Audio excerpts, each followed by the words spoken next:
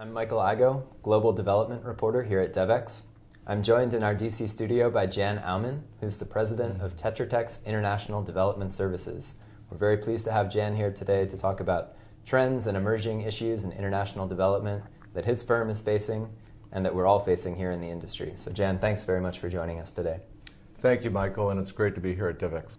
So Jan, we've heard so much about how official donor assistance is representing a smaller and smaller piece of the overseas funding pie. And the solution among aid donors seems to be partnership. It's almost raised as sort of a silver bullet, although we're always skeptical of silver bullets in international development. Do you see a significant role for international development consulting firms to play when it comes to innovative partnerships between donors and this relatively new and growing assortment of actors within the international development space? I think the role of consulting firms in the international development space is going to continue to be extremely robust. As we see, the development challenges that the world is facing are becoming ever more complex.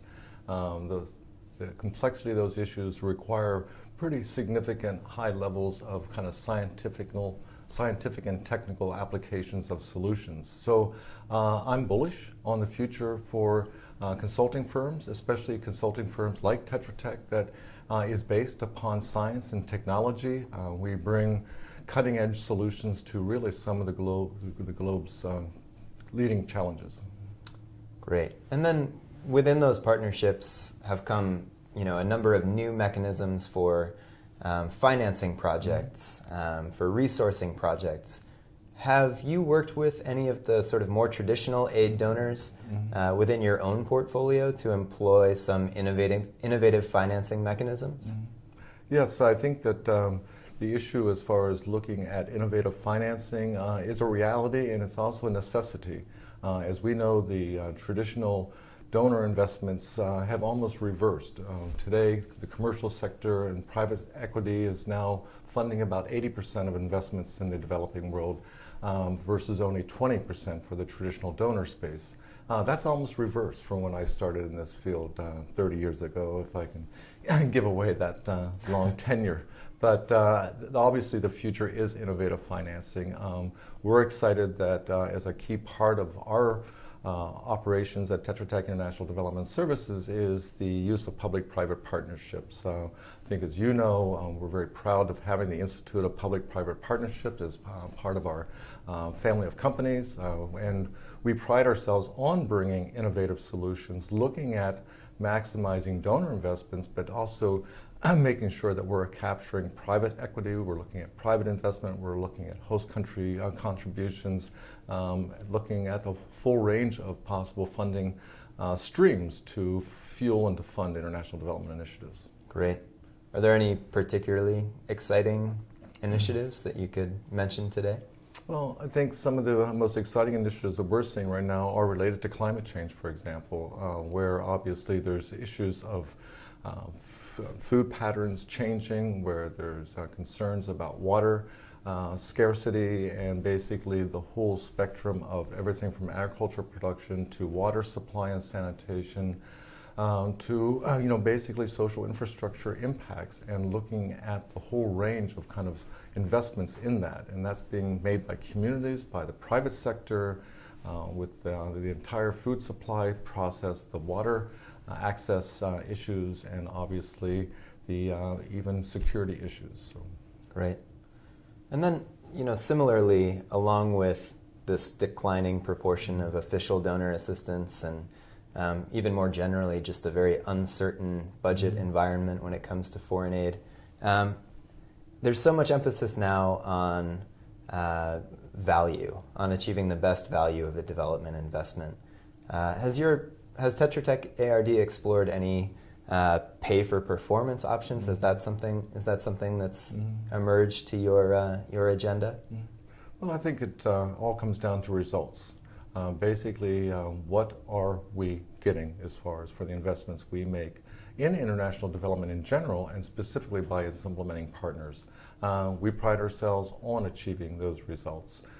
Contracts in most cases have very specific, tangible results that are expected to be achieved, and we expect to achieve those results. We are very proud of our evaluation scores and our client feedback, which is well in excess of 4.0 out of a perfect 5.0. So we pride ourselves in delivering the results that shows value for money. We think that that is going to be a continuing trend, and we welcome that trend as far as holding implementing partners and all partners in the development arena accountable for achieving results and for best value for dollar. Great. And you mentioned that a lot of that innovation or new focus has emerged from this almost complete reversal in the proportion of donor funding to private funding within the development space. You've been a part of this to witness that change. What sorts of new leadership do you think are required now, or how has the role of an international development leader changed within the time that you've been a part of this industry? It's evolved pretty radically since my Peace Corps volunteer days in Africa. We won't say exactly how many years ago that was.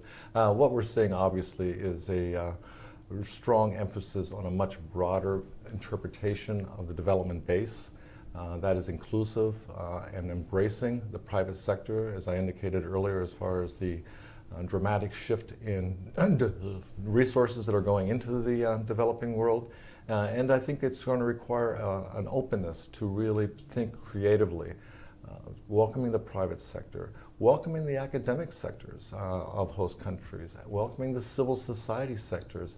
We truly have to examine, welcome, and embrace an entire wide interpretation of the development partner base and not categorize it as possibly a foreign implementing partner or an expatriate implementing partner. There has to be broad local ownership if you're going to have sustainable international development.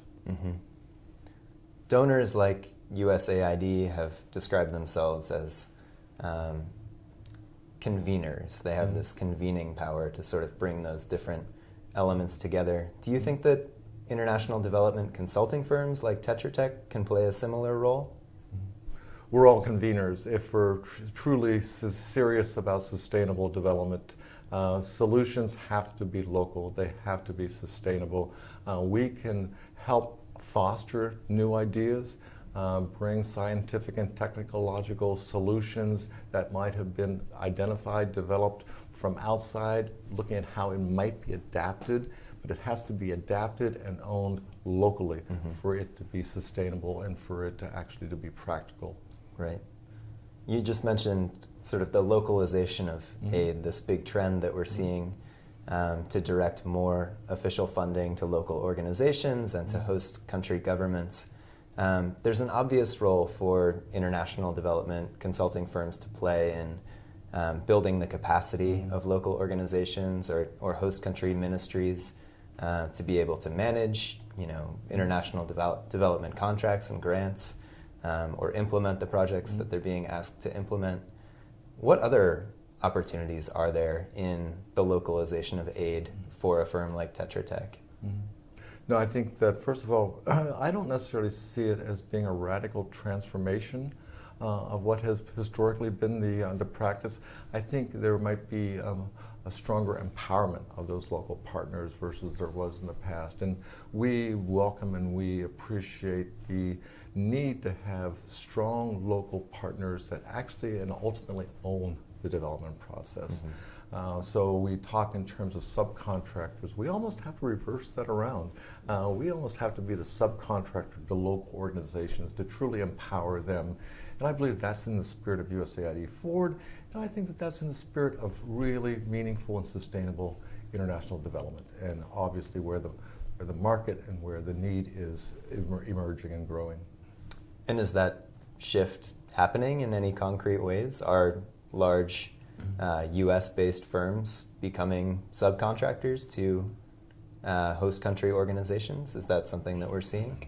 I think we're starting to see that. Obviously, there is a growing trend to government, and also a growing trend towards identifying local partners. Those local partners will still need or often will require highly specialized technical assistance, which is obviously the strength of the consulting firms that has emerged over the years. So I think you will see that changing in rules. I think you're seeing it happening as we speak. I can recently think of an opportunity where we are a subcontractor to basically a local organization addressing forestry and climate change concerns. So I think those realities are here, and they are the wave of the future.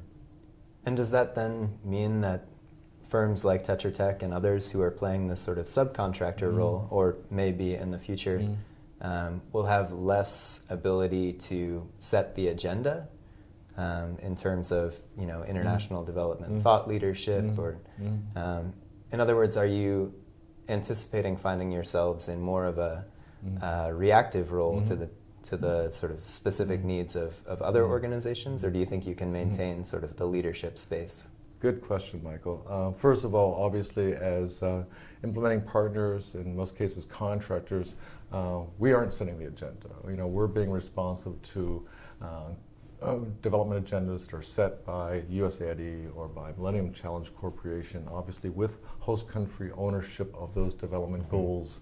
So we actually implement on behalf of our clients and on behalf of our host country counterparts. However, I do believe that for consulting firms have provided and are the reservoir of the intellectual thought leadership that is key to effective, sustainable international development. Tetra Tech prides itself on our longevity, 35 years of international development experience, especially in the areas of democracy and governance, land tenure and property rights, climate change, agriculture, economic growth, water, sanitation. These are all fundamentally critical technical areas that are part of the scientific and technical solutions to the international development challenges. The reservoir of that talent is in the consulting management arena. And are you confident that the funding model exists to continue sustaining that reservoir? In other words, if more money is going to local organizations and direct assistance to governments, will international development contracting firms be able to afford to sort of maintain that deep pool of technical expertise in the future? Not based upon traditional assumptions or reliances. We're going to need to look at a very diversified approach to providing our technical services and being paid for those services. Tetra Tech is very aggressive in its client diversification, not only within donor companies, but also in the private sector, commercial sector, even working directly with host governments. I'm very proud to say that currently we are working with multiple host countries as direct contractors, and I see that as a trend of the future as well. Great. I'd love to talk a little bit more, or shift gears, I suppose, to the sort of more traditional model of contracting and procurement with USAID and other official donors being sort of your main clients. I think recently we've heard about a few cases when miscommunication or lack of communication has resulted in awards being canceled with little notification. I'm thinking specifically of one last year, EG4PR, an economic growth procurement vehicle that was suddenly canceled after months of back and forth between USAID and some of its partners. What are the obstacles to a better system of procurement? And what can be done to improve that sort of procurement coordination between USAID and its implementing partners? What can be done? The key word is partnerships.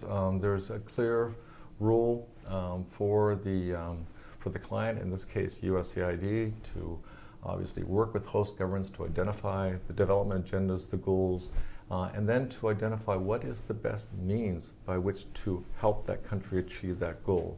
And this gets into the issue whether it's the issuance of a grant or a contract to achieve those development results, and then for USAID to package that into an efficient, effective procurement exercise, whether that's under a cooperative agreement or whether that's under a RFP, a request for proposal under a contractual mechanism, and then a speedy process of fair, open, free market procurement process and a rapid award. And we all have a role to play in that. One is contractors and grantees need to be responsive. We also have to be willing to abide by the results and realizing that at the end of the day it's primarily about the development agenda. It's about getting the developmental goals achieved, and the rest of this is merely process. Great. So partnership entails clear communication. Do you think the issue now, or part of the issue, is too little communication between USAID and its partners, or perhaps just the wrong kind of communication? And are there efforts underway to improve the communication between USAID and its partners in this area? Again, it all comes down to partnerships, and I think understanding and respecting the respective role that each party plays. And that includes the contractor as far as the role that they play. And I'm also very proud of the fact that Tetra Tech has been one of the key members of the new Council of International Development Companies. Of which you yourself are an executive member, is that correct? One of the executive and formerly the tri-chair for the Council of International Development Companies. This is a council, professional association of over 70 consulting firms that have come together to help tell the story about the importance of international development, to tell the story about the importance of the role that consulting firms can play, and also to be a single one-stop shop for the development community to engage with USAID on other clients on how we can best serve our development passion, our development objectives. So I think it's been exciting to see the evolution of the Council of International Development Companies, and I think it is making an impact. It is promoting the dialogue, it is promoting the communication to make that partnership more effective. Great.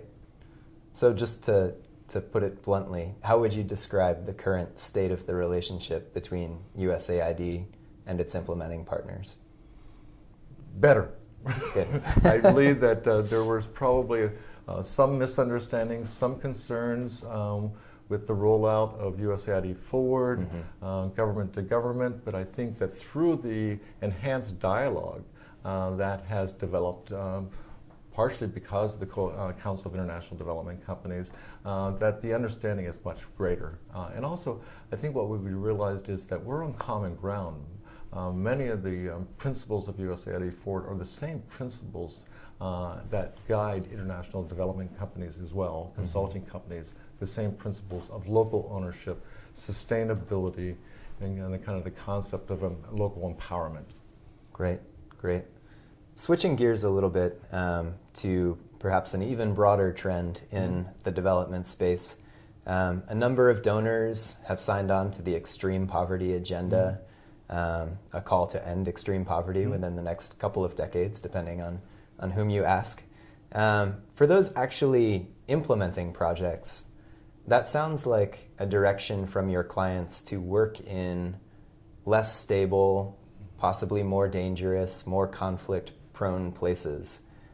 Is the international development sector, industry, becoming a riskier, more dangerous business proposition? Well, I think the world has evolved and probably has unfortunately become a more riskier place in general. If we look over the last 20, 30, 40 years, we have, I believe, the international development consulting firms and Tetra Tech. We go where we need to go to do the job we need to do and to make the difference we can make. And obviously we have worked extensively in Afghanistan, in Iraq, throughout southern Sudan, throughout Africa. It's the work that we do. It's the work that we're passionate about, and the work is there, the challenge is there, we'll be there to do it. Great. Jen, USAID recently awarded Tetra Tech a large contract to implement environmental and watershed management programs. What can you tell us about the work that you plan to do, and specifically what is innovative about this IQC that allows you to sort of get past the environmental buzzwords and implement new solutions to these really intractable problems that are gaining focus around the world? Thanks, Michael. I think you're referring to the new Replace IQC, which is kind of really the next generation of environment natural resources mechanism that USAID just recently awarded. What I think is new and exciting about Replace is that it really makes the linkages not between just sustainable environment, natural resources, biodiversity management, but the whole spectrum of political, social, security, climate change, water-related elements. So I think it's a holistic mechanism, and I'm really excited about the expertise that Tetra Tech International Development Services brings to this vehicle. We've held all the previous core environment, natural resources management contracts for USAID. Also, we've held all the previous water and land.